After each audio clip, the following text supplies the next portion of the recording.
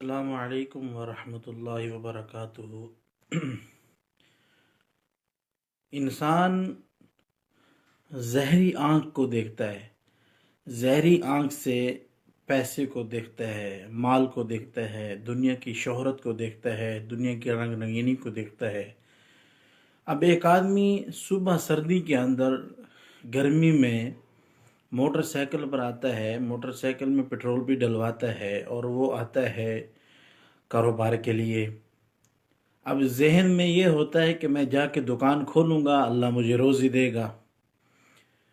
لیکن افسوس کا مقام یہ ہے کہ پاس مسجد ہے جہاں کاروبار کرتا ہے، جہاں کام کاج کرتا ہے، کھیتی باڑی کا کام کرتا ہے، کوئی بھی کام کرتا ہے، مزدوری کرتا ہے، لیکن مسجد بالکل قریب ہے، اس مسجد کے اندر نماز نہیں پڑھنے جاتا۔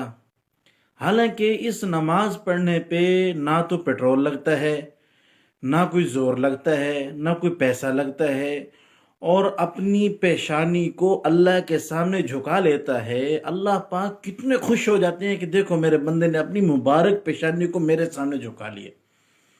تو اس لیے نماز کا اہتمام ہو۔ نماز جو ہے نا، آپ صلی اللہ علیہ وسلم کی آنکھوں کی ٹھنڈک نماز کے اندر ہے۔ ہم نماز کو جتنا محبوب کریں گے، اللہ اتنی ہمیں ترقی عطا فرمائیں گے۔